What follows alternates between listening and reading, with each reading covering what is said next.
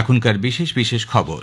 রাজ্য মন্ত্রিসভা ওবিসি তালিকা নিয়ে যে বিজ্ঞপ্তি জারি করেছে তার উপর স্থগিতাদেশ দেয়া হবে কিনা সে ব্যাপারে কলকাতা হাইকোর্ট আজ তার সিদ্ধান্ত জানাবে। স্বাস্থ্য পরিষেবা ক্ষেত্রে বেসরকারি হাসপাতাল ও নার্সিংহোমগুলিকে আরও কঠোর নিয়মে আনতে বিধানসভায় আনা এই সংক্রান্ত বিলের ওপর আলোচনা আজও চলবে। নদিয়ার কালীগঞ্জ বিধানসভা উপনির্বাচনের প্রচার আজ বিকেলে শেষ হচ্ছে। শেষ মুহূর্তের প্রচার চলছে জোর কদমে। স্নাতক স্তরে কলেজে ভর্তির জন্য অভিন্ন পোর্টাল আজ খুলছে।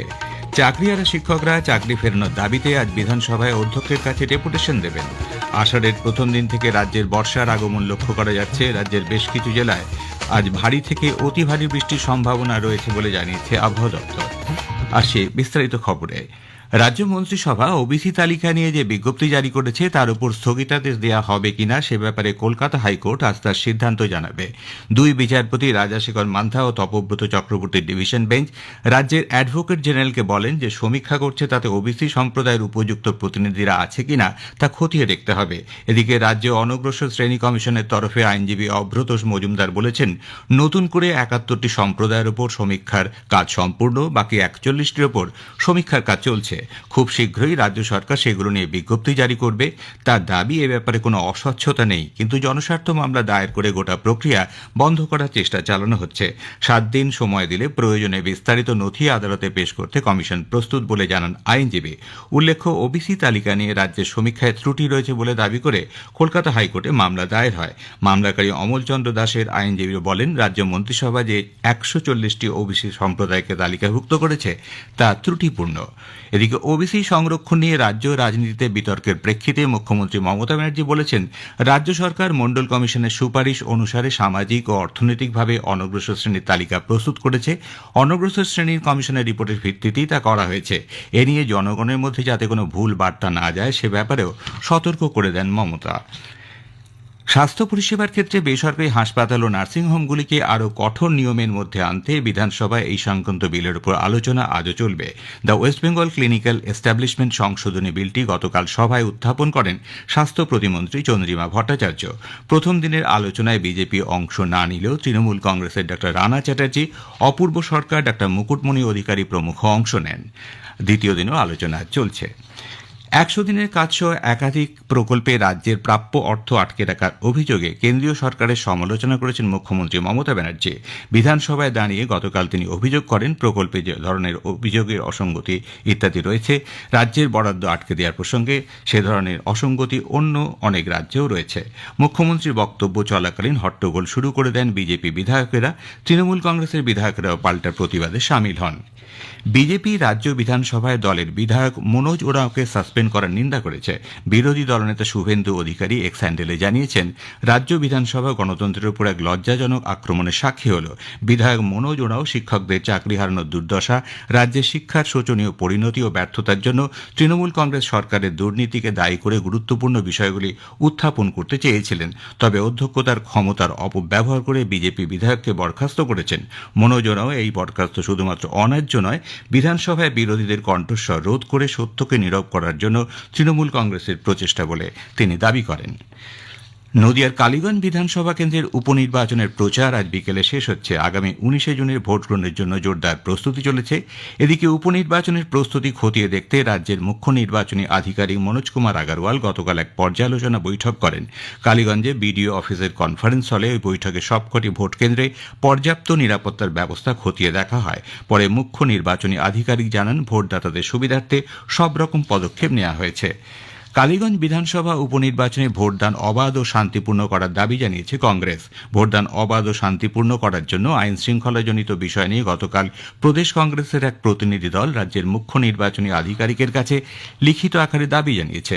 কালীগঞ্জ বিধানসভা উপনির্বাচনে সব পোলিং বুথে কেন্দ্রীয় বাহিনী মোতায়েনের দাবি জানিয়েছে কংগ্রেস।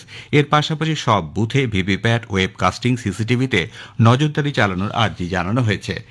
এদিকে নদিয়ার কালীগঞ্জ বিধানসভার উপনির্বাচনের প্রচারে তৃণমূল কংগ্রেসের মন্ত্রী ফিরহাদ হাকিম ও বিজেপির রাজ্য সভাপতি ড সুকান্ত মজুমদার ও শুভেন্দু অধিকারী বিভিন্ন স্থানে গতকাল ভোট প্রচারে অংশ নেন।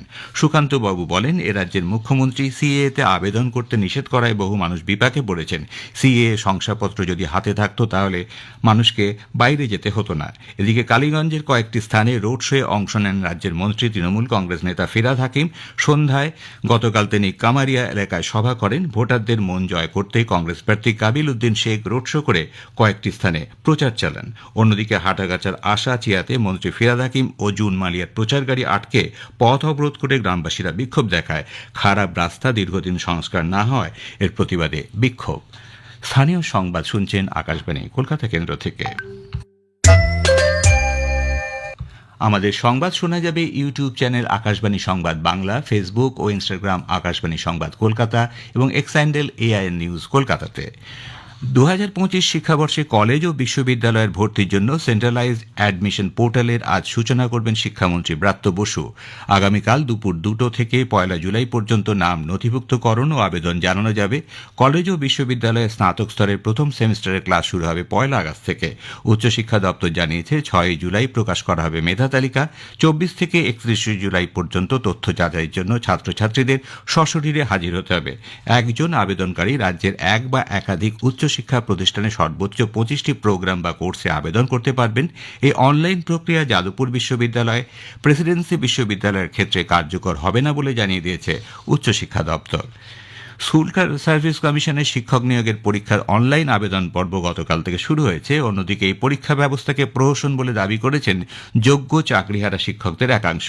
2016-র তুলনায় এবারে বিষয়ভিত্তিক শূন্য পদের সংখ্যা কমিয়ে দেওয়া হয়েছে বলে দাবি করেছে যোগ্য শিক্ষক শিক্ষিকা অধিকার মঞ্চ। ফলে যোগ্য চাকরিহারা শিক্ষকরা আদৌ কতটা সুযোগ পাবেন তা নিয়ে সংশয় রয়েছে। এই সংগঠনের তরফে রাকেশ আলম জানিয়েছেন কথা। নতুন নিয়োগে পরীক্ষা না দেয়া এবং চাকরি সুনিশ্চিত করার দাবিতে গতকাল বিকাশ ভবনে গিয়ে শিক্ষামন্ত্রীকে তারা গণচিঠি দিয়েছেন। চাকরিহারা যোগ্য শিক্ষকদের আরেকটি সংগঠনের প্রতিনিধিরা আজ বিধানসভায় অধ্যক্ষ বিমান বন্দ্যোপাধ্যায়ের কাছে ডেপুটেশন দিতে যাবেন। চাকরিতে সসম্মানে পুনর্বহাল ছাড়াও 22 লক্ষ ওএমআর শিটের মিরর ইমেজ প্রকাশের দাবি জানিয়েছে এই সংগঠন। চাকরি ফেরানোর দাবিতে অনশন শুরু করেছেন আরও 5 চাকরি হারানো শিক্ষক শিক্ষিকা।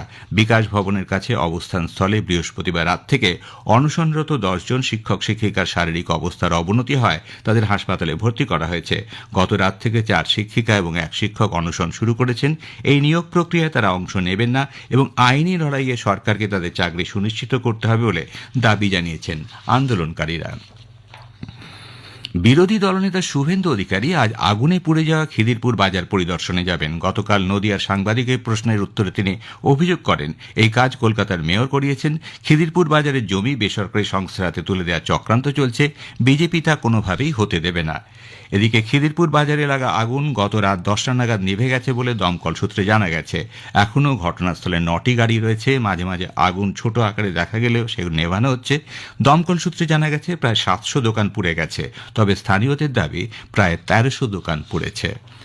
পুরুলিয়া জেলার রঘুনাথপুর পুরসভার প্রশাসক বসানোর রাজ্য সরকারের সিদ্ধান্তকে কলকাতা হাইকোর্ট খারিজ করে দিয়েছে। বিচারপতি কৌশিক চন্দ্র তার রায়ে বলেছেন, গত 19 মে রঘুনাথপুর পুরসভায় মহকুমা শাসককে যে পদ্ধতিতে প্রশাসক হিসেবে বসানো হয়েছে তা যথাযথ নয়।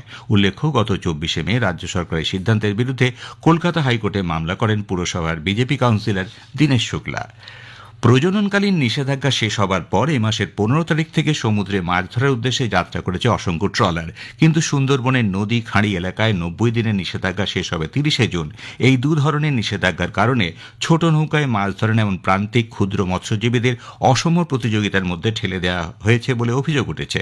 3 মাস ঘরে বসে থাকার সময় রাজ্য সরকারের ঘোষণা মতো সমুদ্রসাথী প্রকল্পের টাকা কোনো মৎস্যজীবী পাননি বলে তারা ক্ষোভ প্রকাশ করেছেন। দক্ষিণবঙ্গ মৎস্যজীবী ফোরামের সম্পাদক মিলন দাস বাস্তবধর্মী সিদ্ধান্ত নেওয়ার জন্য সব পক্ষের প্রতি আহ্বান জানান। আমাদের যারা ক্ষুদ্র মৎস্যজীবী আমাদেরকে অসম প্রতিযোগিতায় ফেলা হয়েছে। প্যানটা উঠেছে ঠিকই, এই সময়ে সরকারের যে 5000 টাকা করে দেওয়ার কথা ছিল সরকার দেয়নি। বহু মৎস্যজীবী মহাজনের কাছে আগাম নিতে বাধ্য হয়েছেন। তার অন্যদিকে যখন সুযোগ পাওয়া গেল মাছ ধরা, তখন কিন্তু ক্ষুদ্র মৎস্যজীবীরা আর মাছ পাচ্ছে না, সমস্ত মাছ বড়রা একসঙ্গে লিপ্ত হয়েছে। বড় ট্রলার গুলোর জন্য আরো কিছুদিন ব্যান রাখা উচিত এবং ক্ষুদ্রদেরকে অন্তত 15 দিন বা 1 মাস আগে ব্যান খুলে দেওয়া উচিত। তাহলে তাদের জীবিকাটা একটু সুবিধাজনক জায়গায় পৌঁছতে পারে। আষাঢ়ের প্রথম দিনেই রাজ্যে বর্ষার আগমন ঘটেছে। উত্তর পশ্চিম বঙ্গোপসাগর ও সংলগ্ন এলাকায় তৈরি ঘূর্ণাবর্ত এবং বঙ্গোপসাগর থেকে অতিরিক্ত পরিমাণ জলীয় বাষ্প প্রবেশ করায় রাজ্যের বেশ কিছু জেলায় আজ ভারী থেকে অতি ভারী বৃষ্টির সম্ভাবনা রয়েছে। দক্ষিণ 24 পরগনা, বাঁকুড়া, পূর্ব বর্ধমান এবং পশ্চিম মেদিনীপুর জেলায় ঘণ্টায় 30 থেকে 40 কিলোমিটার বেগে দমকা হাওয়া সহ ভারী থেকে অতি ভারী বৃষ্টির সম্ভাবনা থাকায় জারি করা হয়েছে কমলা সতর্কতা। গত রাত থেকেই কলকাতা ও তার আশেপাশের এলাকায় বৃষ্টি শুরু হয়েছে, কমেছে তাপমাত্রার পারদ। আজ সকাল 6:30 পর্যন্ত আলিপুরে 8.4 মিলিমিটার বৃষ্টি রেকর্ড করা হয়েছে। অন্যদিকে উত্তরবঙ্গের আলিপুরদুয়ার, জলপাইগুড়ি এবং উত্তর দিনাজপুর জেলায় মাঝারি থেকে ভারী বৃষ্টির সম্ভাবনা রয়েছে।